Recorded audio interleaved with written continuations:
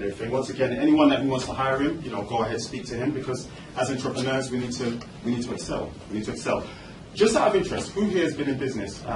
Who here has been in business 5 years plus? Yeah. What about who's starting off? Yeah. What about less than 10 years? 10 years plus. Yeah, you've been in business 10 years. Okay. Fantastic. Yeah. Do you feel that you could benefit from having Steve on board on your team? You're always learning. Yeah, exactly. Do you have a team? Yes, I do. You do, yeah? Okay, awesome, yeah. Definitely speak to him afterwards. Positive and ready. Okay, so that's that part. Okay, what we're going to do now, and you know the one thing that got me as well? He spoke about a niche. Yeah? Because we've got all these ideas in our head. I write business plans, and you step to a person and you've got an individual say, what is it you want to do? I want to do this, I want to do that, I want to do this, I want to do that, I want to do that. He's basically said, I'm going to focus on gymnastics, and what did you say? You said 25 years. You focus on it, isn't it? I started at 4, Yeah. and I won gold at 28. At 28, yeah. So that's a consistent 25 years of focus, 24 years of complete and utter focus while failing along the way. Yeah? Everything.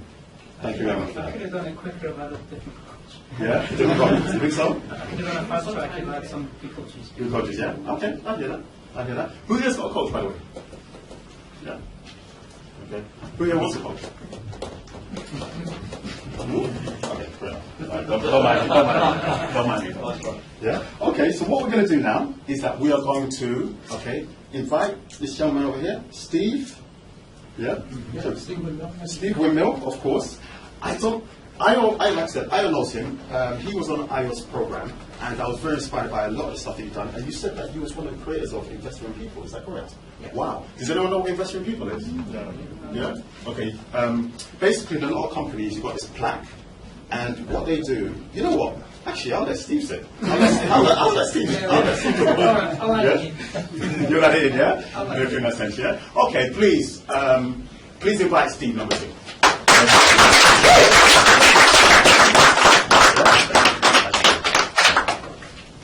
Okay, I am going to talk about investors in people now, but I'll have to work out a way of feeding it into what I want to do. What I am going to talk about is making assumptions. That's the primary focus. And that there's two forms of assumption. The first is your conscious assumptions, and then there's your unconscious assumptions. But I'll start off with a little bit about me and about how you use the system. Is that readable from the back? Yeah. Okay. Right, a little bit about me. I spent a year at the Defence Staff College down in Oxford, near Swindon actually. And I spent most of that year phoning up my wife and saying, I'm failing this course. I'm doing less work than everybody else. I'm typically in the bar by 7:30, and the first person to join me is 10, 11 o'clock at night, and then I have a quick drink and go to bed. I'm failing. I'm not working hard enough. I was first in year, first in 200. I'll come on to how I got to command 200,000 people.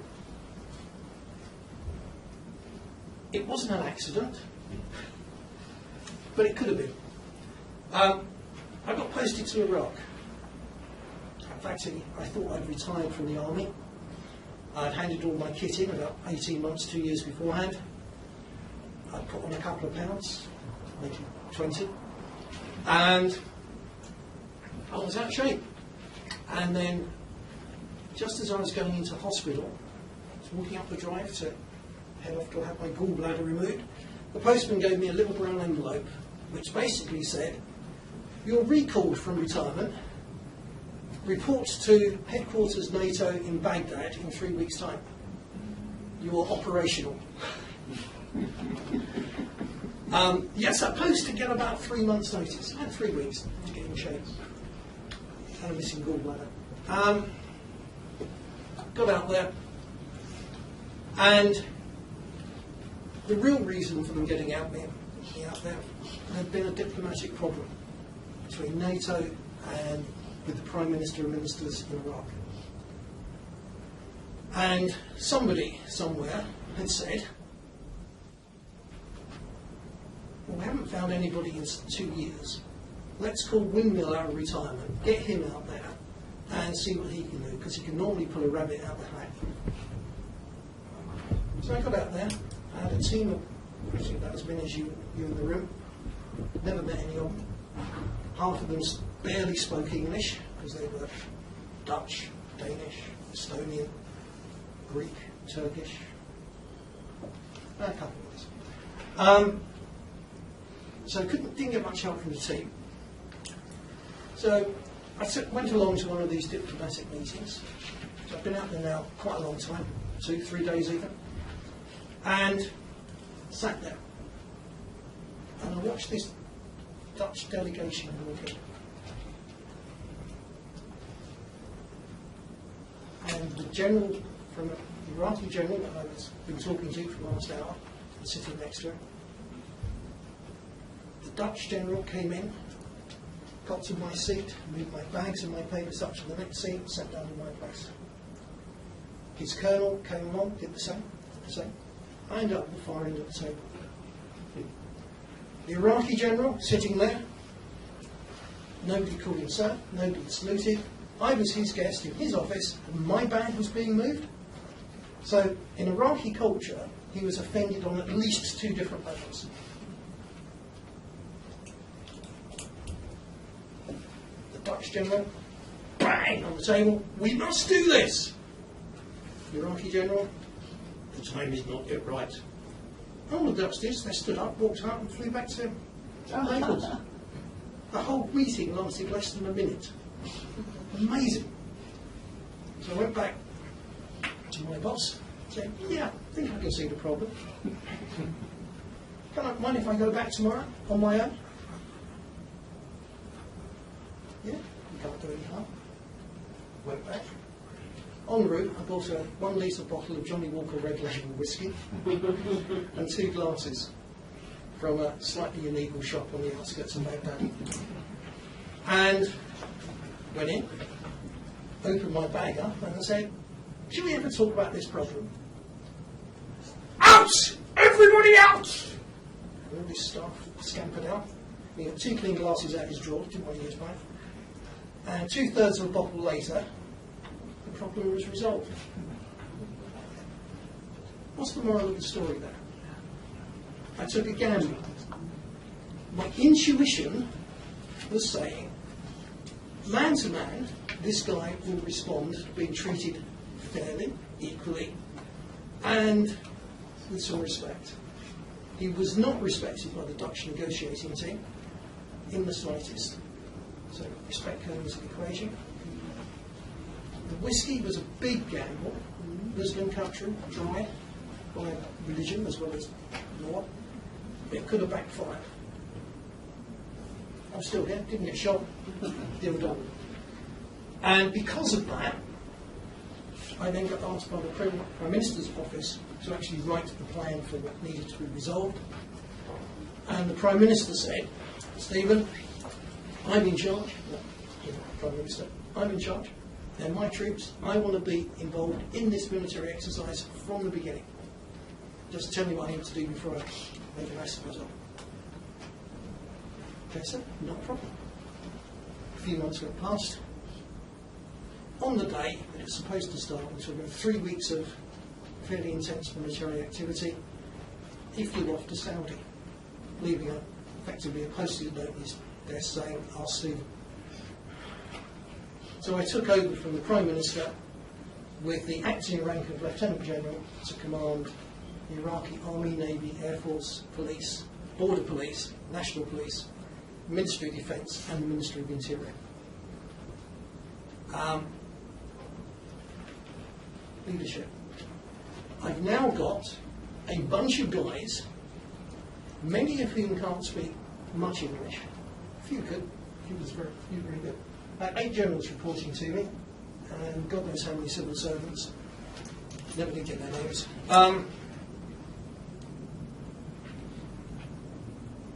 So, how do you command 200,000 people on effectively an hour's notice?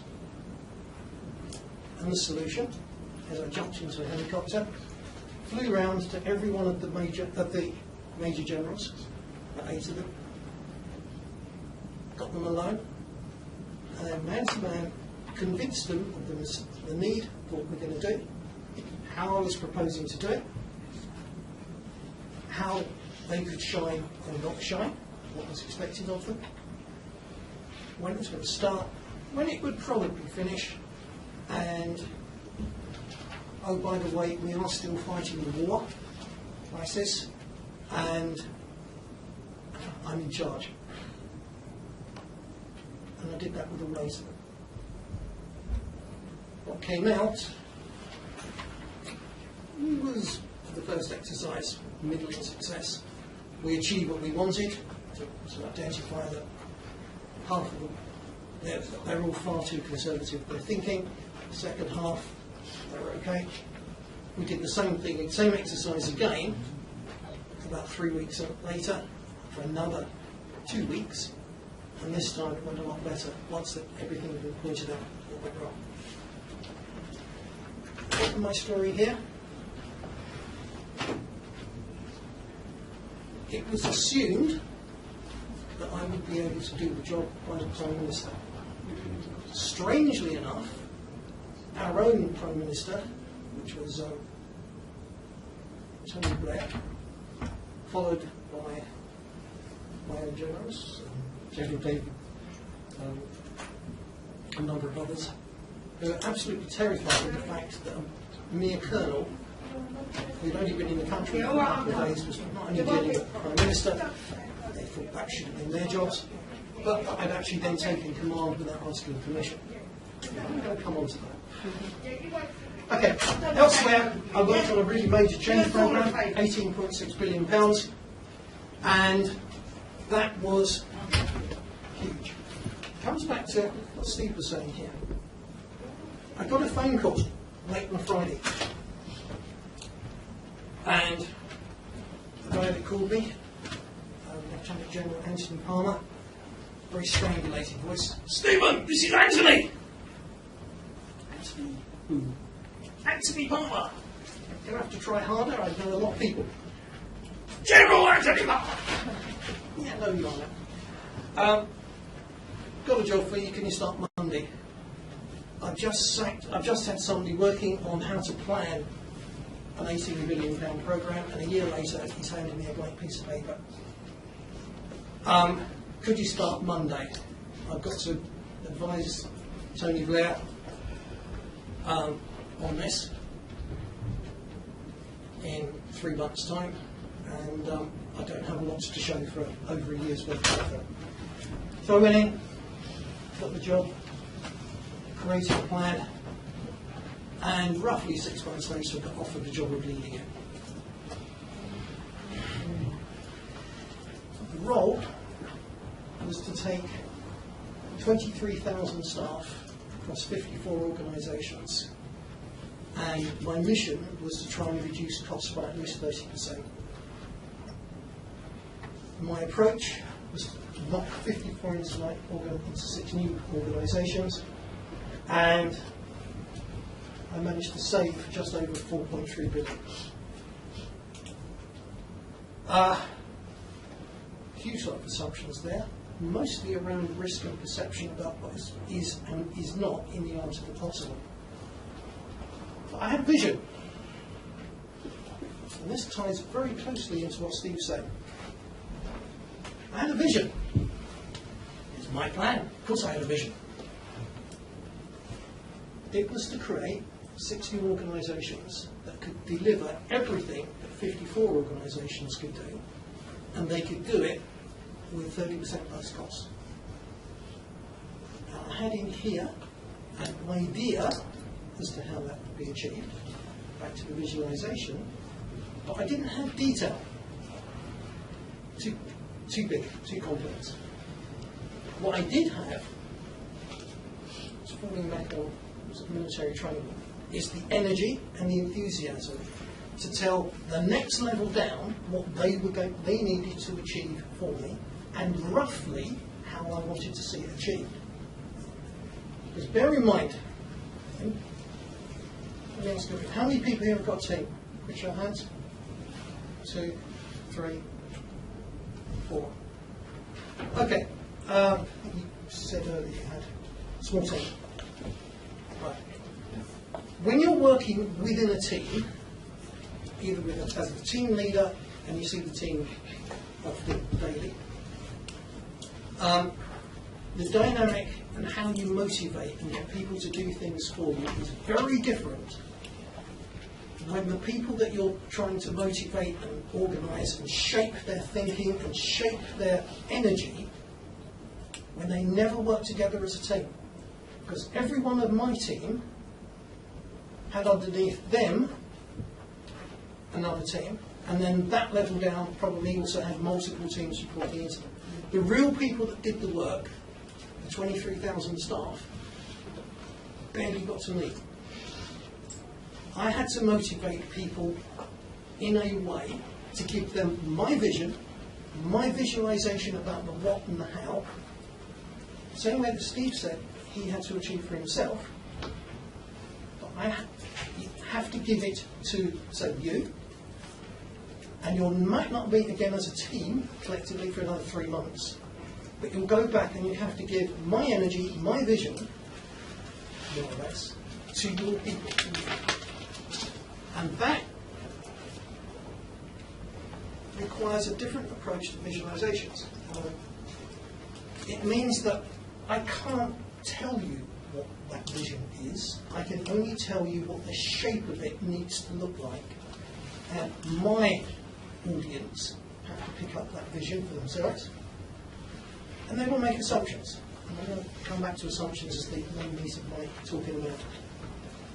But they make assumptions about what I want. What I expect from them is to ask me whether they've made the right assumptions. And I'll sit down and look at all of them. Then they have to go back to their people and do the same again until we've got 23,000 people all sharing my generic vision about what we're going to do and how we're going to do it, and the more detailed visualization that fits in as a subset of mine of their team leader. I've got to make sure that the team leader, in this example, would be somebody sitting at the back of the room, that he gets a similar vision to mine from his team leader, who's got it from their team leader, who's got it from the people here in the front row. But it's all about visualization and intent. What are we going to achieve? When are we going to do it? Why are we doing it? What's my role in the achievement of it? And that gets all down. Investors in people, I was going to stop at that point. Thank you for that, Reginald. No problem. We go back to the early 90s, and the UK, the economy was picking up post the sort of massive growth of the 80s, and there's a bit of a decline in the early 90s. And a number of big studies, I think the primary one was KPMG, for the government, showed that many companies have a business plan. And very few companies have a people plan. And by people plan, it's here's the business plan: marketing, sales, operations, finance, information, quality. The people element, have they got the right skills to achieve? First of all, do we know what we want them to achieve in each of those discipline areas? And then do we know how they're going to achieve it? Then have they got the skills to actually do it? And if the gaps like that, solutions trading. If you've got gaps like that, it's probably recruitment. But you need a people plan. So back in the early 90s, who was the minister? Norman Fowler, I think it was, kicked it off in about 1989-ish.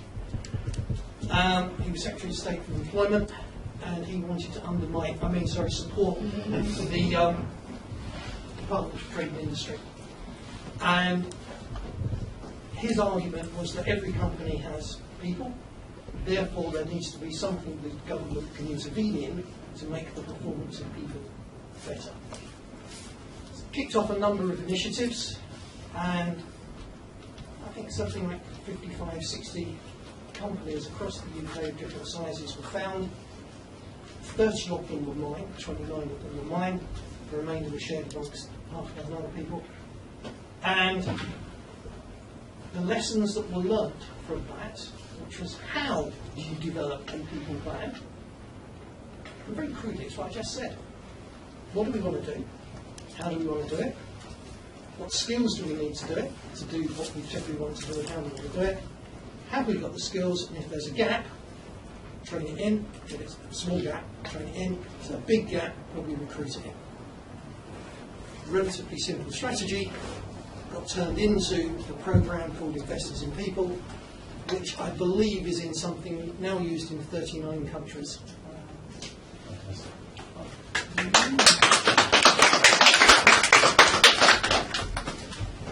And I'm currently chairman of a private equity investment firm, and I'm non-executive director of a VC fund in Germany. Okay. I think I've covered the what have I done bit. But as a consultant, I've done a few bits and pieces. I've worked in some of the FTSE Premier League businesses, Royal Sun Alliance, Eagle Star, Sun Microsystems, Microsoft, a handful of others. I worked with a number of medium-sized enterprises, 30 plus, 30 to 200 employees. I've never worked at anything in or with any organisation smaller than about 25, 30 people. And government,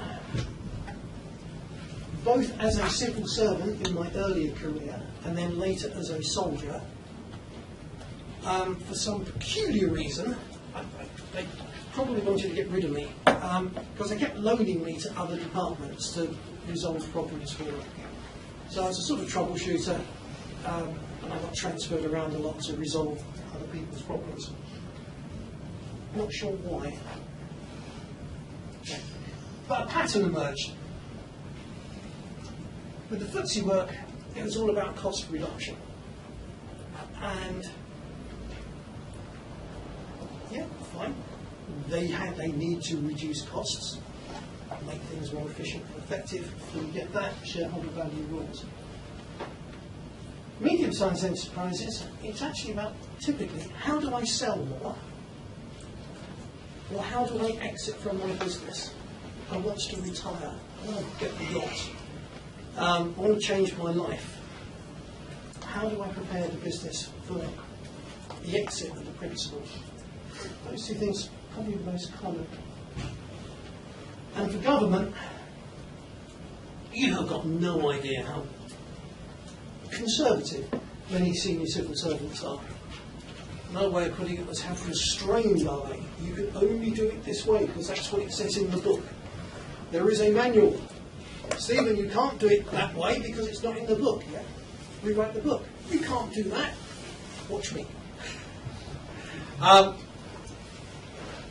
It's about changing procurement practices, how to improve efficiency and effectiveness. Largely, questioning policy. Because there seems to be an assumption in government, Grangos, and probably many larger organisations, that because we've got a quality certification, I can't think of any of the numbers for the moment, ISO something or another, you can only do it that way, because that's the way it's written. And I would say that 100% of the times, when I've looked at the quality procedures, they have been written and are followed blindly. What's best practice? Well, it's in the manual. Where did you get that from? Well, John said it. Where did John get it? Well, he read it in the old manual. Limiting. It's making an assumption that the rule book is right. And I probably made a career out of challenging assumptions.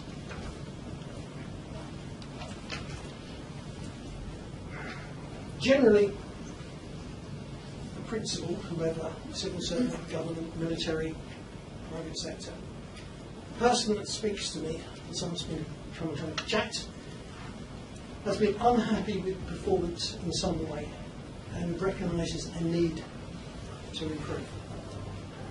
And typically, that was me for a moment, extent staff had attempted to improve the situation, but couldn't. Consultants, KPMG, PwC, smaller firms, had gone in, analysed it to bits, made recommendations and suggestions, taken a very large check, driven off into the sunset in the Aston Martins, and the firm's actually no better off other than having a very large chunk of paper they can use as a doorstop. Nobody ever reads them. They're doing something that business program project is critical. And the principal needed a success before they retire, so they can get their OBE or MBE. So how was it done? Well, with apologies to Rudyard Kipling in his poem I Know Six Honest Men, I know seven. The same six that Kipling knows, but I have none far than one on this cost. What, where, when, who, how, why, what's it going to cost? And I don't think anybody's yet come up with a better list, better approach than Kipling, and my apologies to him for bastardising his work. What's the problem? What is the real problem? Come back to assumptions again in a second. And just the next slide. Where is the problem? Where does it need to be resolved? When? Clearly. Who's involved? Who made the decision? Why did they make that decision? Who or what influences the decision maker or makers? How? How was it done? How should it be done? More importantly, what are the options? It's just because the project management plan says you do that in that sequence doesn't mean it's the only way to do something. The how? What are the options? Why? And finally, what's it going to cost? It's challenging assumptions at every level and getting the facts, which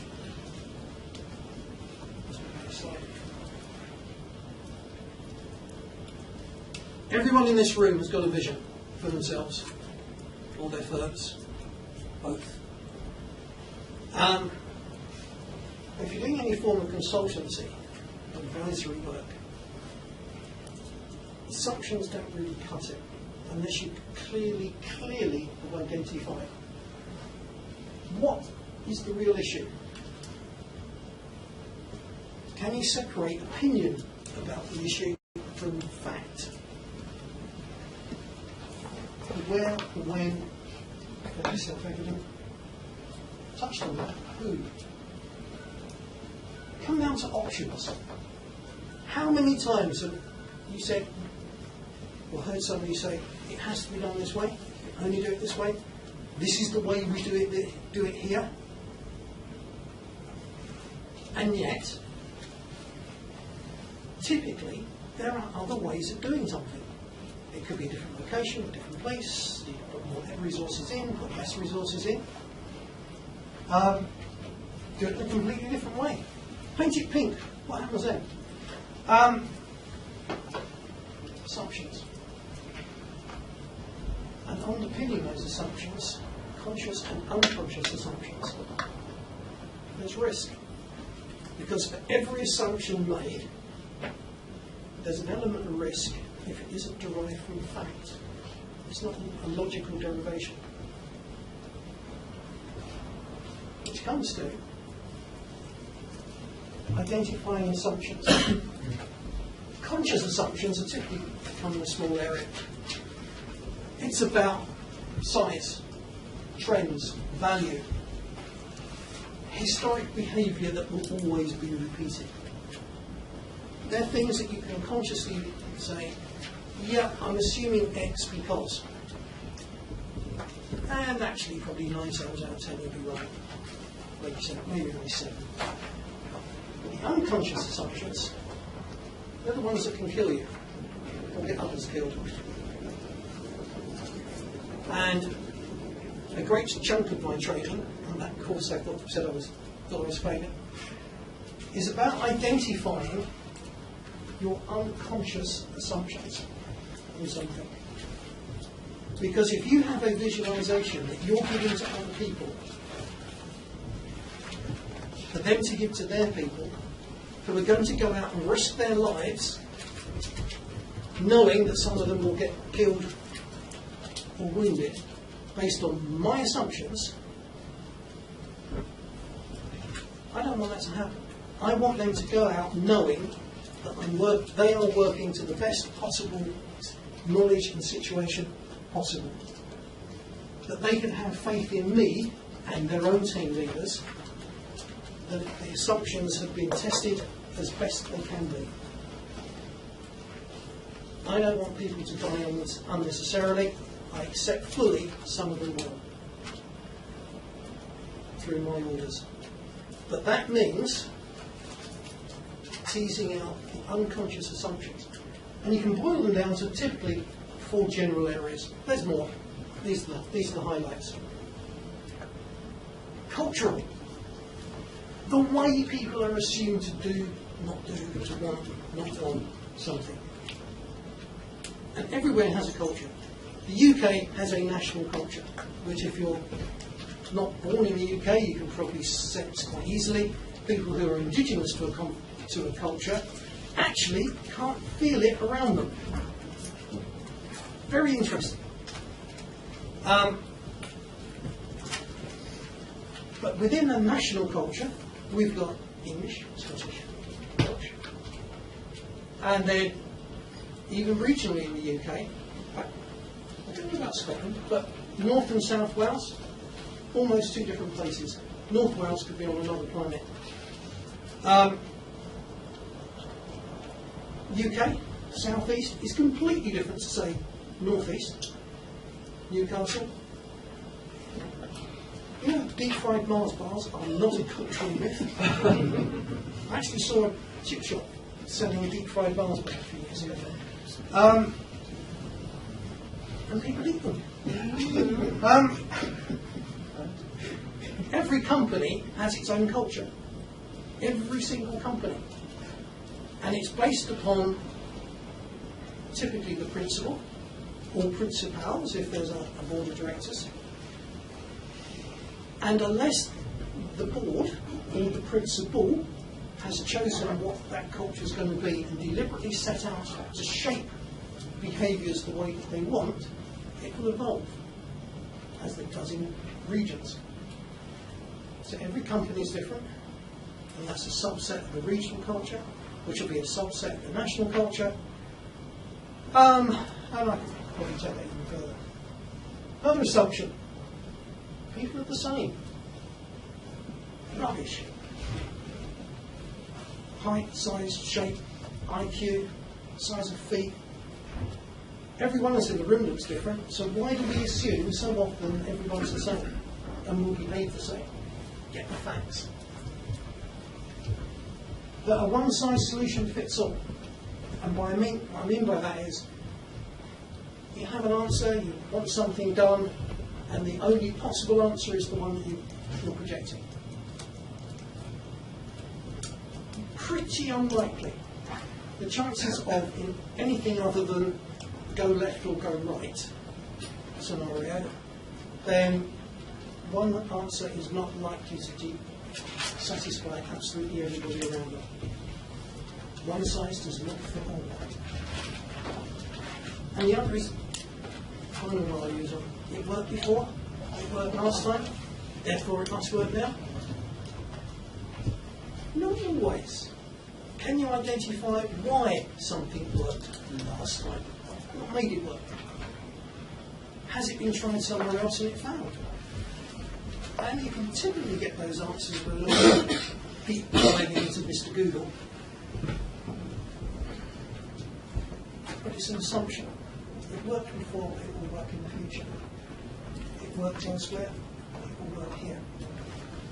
A good example of that is probably every single British company, particularly retail organisations like Tesco's, Sainsbury's, Marks and Spencer's, they've all tried to open up stores in the US. And guess what? They've all found the British model doesn't work in the US. Why not? Economies of scale are radically different. Distances between cities significantly faster than they are in the UK. So moving a truck backwards and forwards is a lot more expensive and costs a lot more time. Staff attitudes are different and typically different. Our three biggest retailers all hit the US sometime in the last 20 years and they've all withdrawn. Not a lack of leadership, wasn't a lack of planning, wasn't a lack of visualization, it was a lack of understanding about culture. And they made assumptions that because Americans speak English, they're probably the same as everyone in Watford. Not true. I ignored Scotland for that because I'm not sure they speak English. So that comes back now down to mindset. I ask you to challenge assumptions. And the first thing you've got to do is actually to identify what assumptions are being made, both conscious, the deliberately chosen assumptions, and the unconscious assumptions about how things are going to work, or why they should work, why they won't work. And it's unpicking that level of detail. So, what would I say? Go back to my own career and of the many that I've mentored, coached over the years, and just do it. Stole that from Nike, but volunteer for things. I can do that. You want 200,000 people come on tomorrow? Yeah, no problem. Once I'm outside the room, what have I just followed, accepted there? But while I'm in the room, yeah, no problem. God, only 200,000? Well, then more than that next week. I can fix that. Just because you don't know how to do something doesn't mean that you can't do it. So if you volunteer, I can do that inside your head. Actually, you probably can. And a visit to the library, a few hours on Mr. Google. You might suddenly discover that you know more about the problem that needs to be fixed than the people that have been there beforehand. And the mindset of if I don't do it, nobody else can. Think of yourself almost arrogantly. And that's sort of fixing from yours, but different wording. Not just I can do that, is I can do that to the best of my abilities, and that's probably going to be better than everybody else's.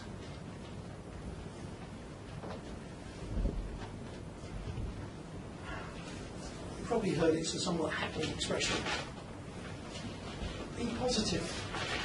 It's far easier to seek forgiveness than it ever is to get permission, because the default answer of most people who are conservative, typically risk adverse, certainly in business, they're risk adverse. They don't like change. They're reluctant to do change. So just do it. Go ahead, make it happen. Say yes. Make it happen. If it goes wrong, seek forgiveness. If it goes right, you end up with more medals and a very large cheque. Lifetime learning. Get another hackneyed expression. I thoroughly encourage everybody to keep studying. I'm reading new stuff almost every day. But it's also a mindset. Get the facts. Not an assumption. Don't assume. If you can't identify, if you can identify an assumption, can you get the facts? What facts can you get? It might not be perfect, but any facts are better than just going with the assumption. It might justify the assumption. Great, thumbs up to your intuition. Chances are you might go, didn't think of that. Get the facts. Touched on that ad nauseam. Identify assumptions versus opinions. And finally, I'd say, before you start anything, research, give it some thinking time, find out, work out what you still don't know, and do more research. Because the biggest killer to any business plan is the assumptions which are unfounded on fact.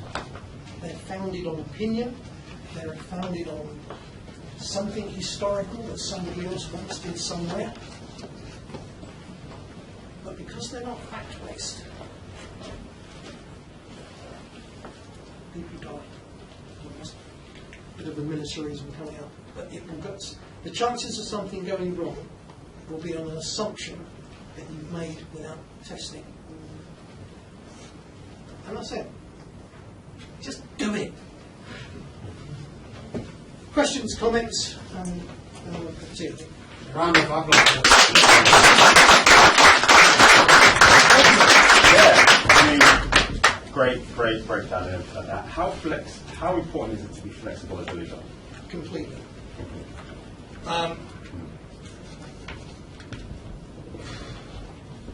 That's too flip an answer. Right. Depends on what level of leader you are. Okay. If you're way up here with hundreds of thousands of people under you, then giving direction which is binary, that has to be followed, really doesn't work, because you can't possibly know what 57 other teams are doing in detail. So it needs to be more strategy, more about shaping the thoughts and energies of people, and therefore the flexibility is in the way that you shape people, not in the orders and leadership that you're giving otherwise. As you get lower down, the scope for being flexible decreases. So, and by that, your decisions that that are textbook speak, your strategic degrees of freedom get narrower. So up here, huge degree of freedom, strategic freedom to make changes. As you get lower, the options for that flexibility decrease, because your choices become limited to shall I go left, shall I go right, shall I go that way, and you've only got 3 options. Up here you've got 30,000 options. So flexibility easier up here. When you get down low, flexibility might just be binary. That make sense? 100%. Thank you. Yep. I'm just thinking, you're talking about commanding 200,000, personnel, like saving 4.1 billion, 18 billion pound stretch. That's like, whoa, that's completely different from the league that most of us are in, right? So I'm just thinking, to what extent do you think your positioning in advance of being asked to do those things make a difference? Because I can imagine somebody might come out with some models that may be similar, but rather than saying 4.8 billion, it might be £400 or £4,000 or £40,000 or 4 million. So what is it about your position that enabled you to be able to command those types of programs? How I got there, I guess I'm not into that question. Okay, I didn't start off with an £18 billion programme, it gets smaller. I started off with probably a £10,000 programme back in mid-80s, maybe, late 80s. And I did a project management course, hated every moment of it, and still do. I think the constraints of business planning And I thought then, I still think now, most business plans are too constraining that they ignore opportunities to do better. Because the way that the UK, and we are a subset of what's come out of places like Harvard, encourage business planning, is quite constraining. But I've always taken the view, it's probably more American in flavour, that you can do anything. So the plan is a guidelines. It's not railroad tracks. It's a general signpost in a given direction. And I've taken that approach from my 10K project upwards. So that's how I got there. Small projects. I got involved with Norman Fowler and the Business Improvement Programme. That led me to working with the Training and Enterprise Council, where I ended up as the head of strategic planning across South East England, and then moved into a regional development agency. And then when I left the regional development agency, that's when I started on this £18 billion program. I had the dubious honour of being one of the very few people to be directly recruited into the Army as a colonel. Because of what I had done as a civilian. It was the other way around, actually, but you said that. Yeah, I started off as a civilian, as we all do. I joined the Territorial Army, now known as the Army Reserve, and that was good fun at weekends, but my main bread and butter was the day job. And then I reached the rank of Major, and although I was part-time, because I was the head of strategy for the tech, I got asked to have a look at improving training for the Army. So I did. And that's how that general with the strangulated voice, Stephen, got hold of me, because he'd heard that I'd gone in and sort of challenged just about everything that they held sacred. But I hadn't realised they held it sacred until I got in there and started going, well, you don't need to do that. You're doing what? That went out 30 years ago. Smack that off the training course. And so on. And it just built up to a point where I've got the reputation that if you throw something at me, not a fault, that I'll catch it and do something with it.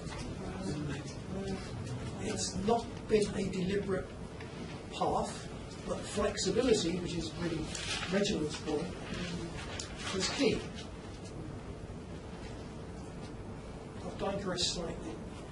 Most of the way that we are taught to do business planning in the UK has come out of the top business schools in America. But American culture is significantly different to UK culture.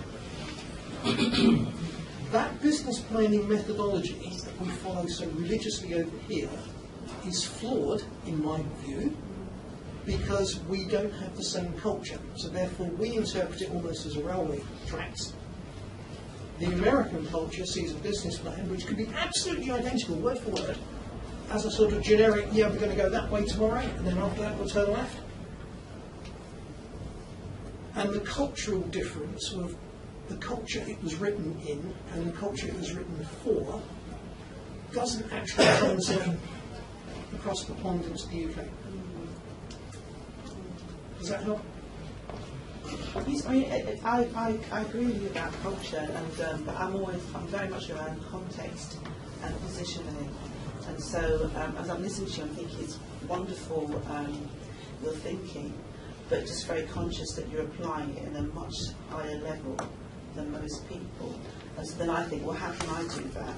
Because as far as I'm concerned, and this is what my colleague would probably call a very strong self-limiting belief, is that as a black woman in her 50s in the UK setting, that I can have as many different ideas around how you may challenge assumption or develop different models.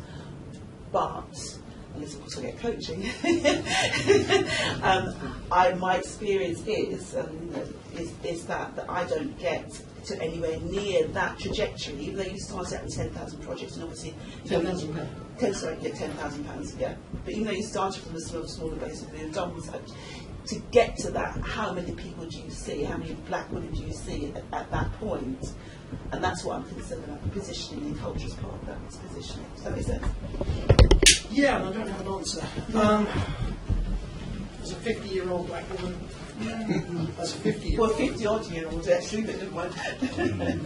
as a 50-year-old, of any size, colour, and background, your energy levels are going to be less,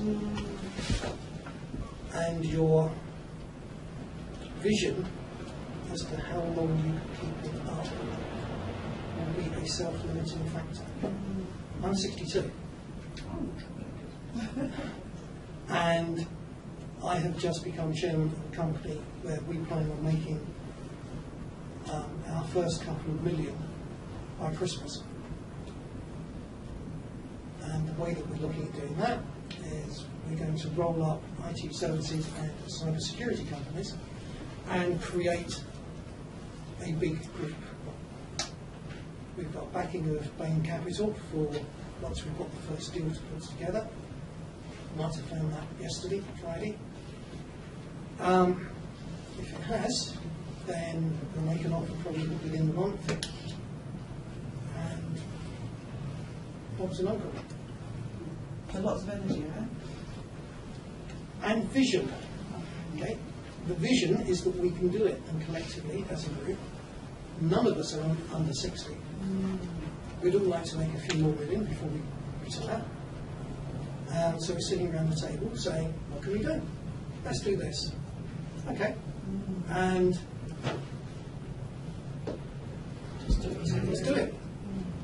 It's not a self-limiting belief. It's just, instead of putting any constraints in, we're just saying, yeah, we can do this.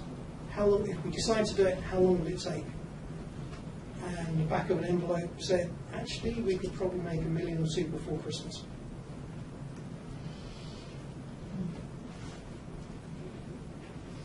It's not about recognising your constraints, it's about recognising what you can do.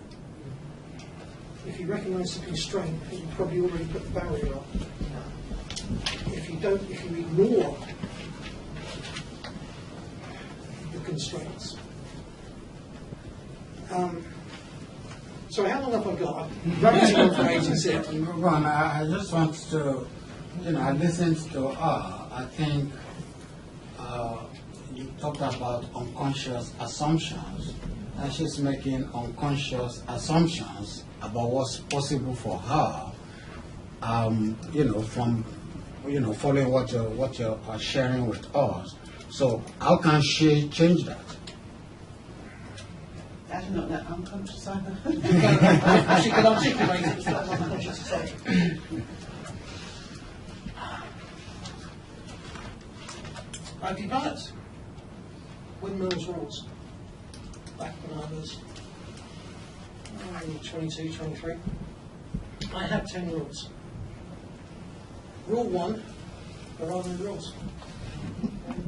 Rule 2, if I choose to recognise a rule, consider breaking it. Brackets, consider the consequences of these brackets.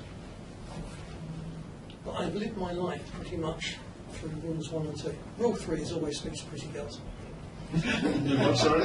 Always speaks to pretty girls. You can see where my interest was back in early 20s. But my point being, what you describe as a self-limiting belief is you've created, in my head, you've created a rule, even a law, that you won't follow. You won't break it. In my head, there are no rules. Full stop. Outside of physics and chemistry, and that's a bit dodgy.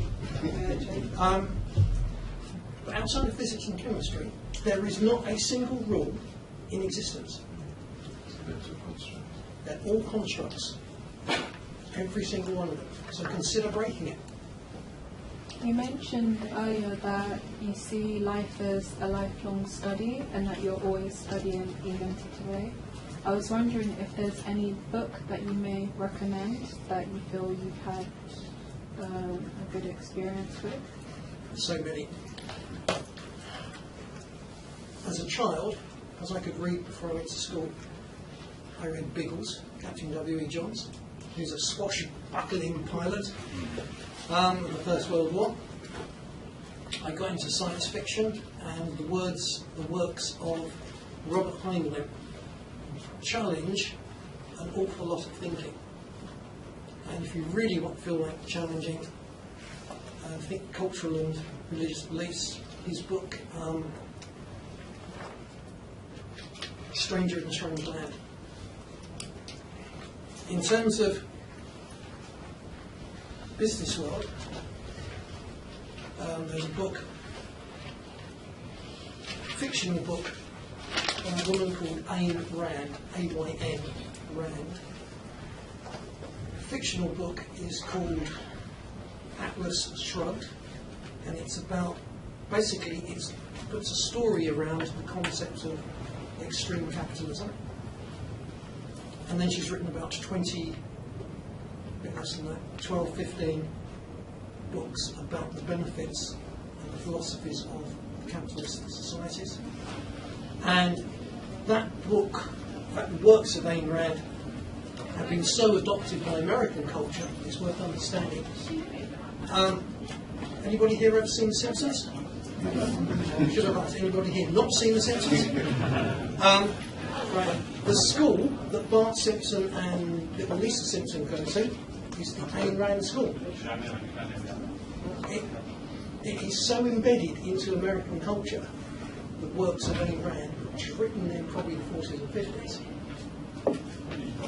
50s. They're not even aware of her influence upon the entire concept of capitalism.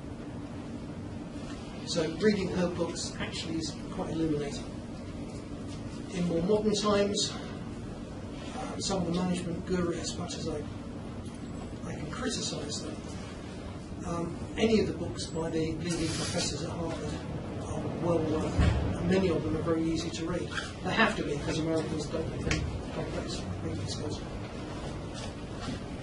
So they're easy to read books. Sorry, apologise to any Americans in the room.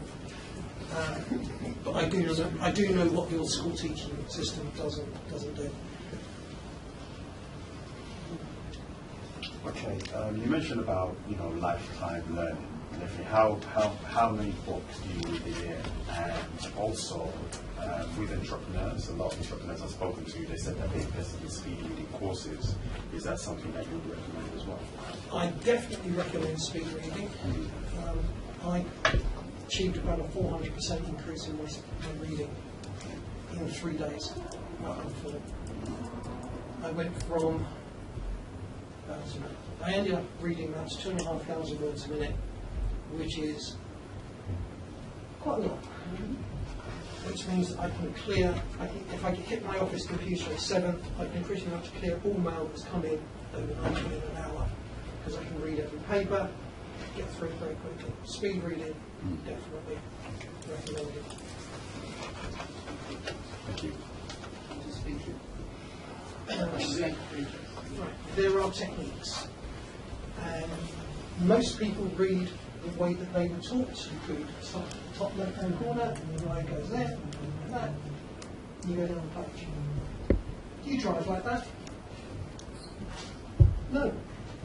Your eyes take in something like 40,000 bits of information per second.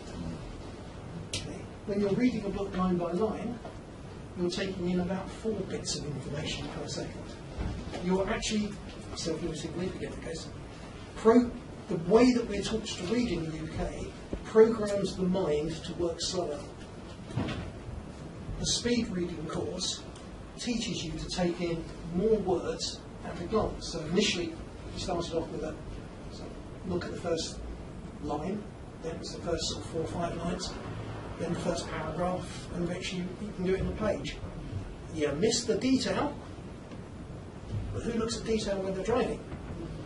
Unless it's somebody pretty in a short skirt, then you do.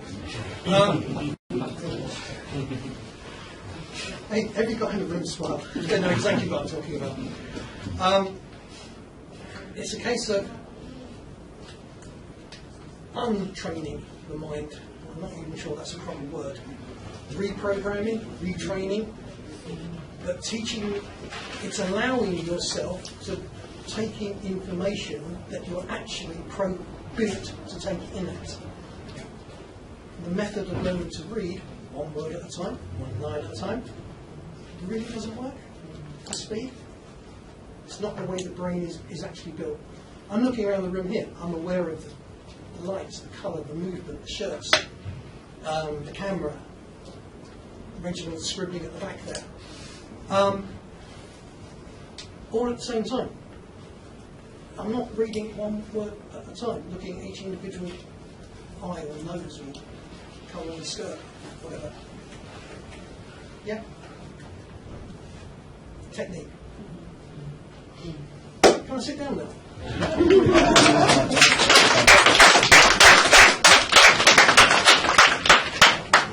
Okay, lovely to see you. Thank you. Okay, wow. I was scribbling. Scribbling. What I loved about Steve Windmill's presentation, sorry, I called you Steve Windmill, I'm really sorry about that. Yeah. Is the numbers at the very beginning. What was it, 42,000, 4.3 billion, or whatever it is. I was going 200,000 people that you collect.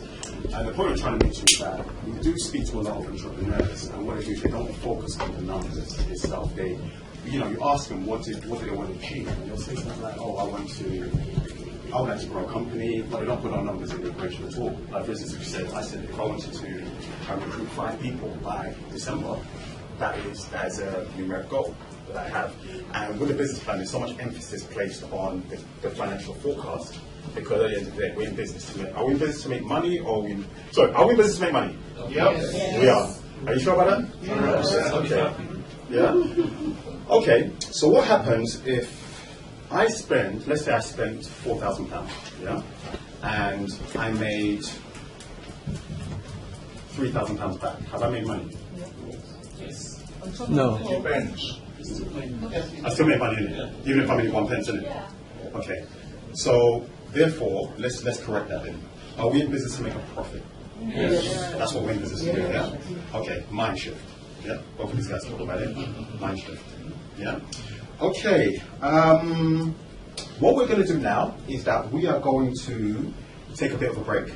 Yeah. Who's happy about that? Yeah. Break, yeah. Okay. So there's teas there. There's cookies and bananas and water and lovely people that we can network with and everything else and stuff like that. And what we'll do is that we'll come back at 12. What time is it? What time is it now? Sorry, I've lost track of it. I'm sorting the information. Sorry. What time is it now? We have 10 minutes. We've got 10 minutes? We come back 12:50. 12:50? Okay. We'll come back at 12:50. Make note of that, yeah. Enjoy your break. Bring network.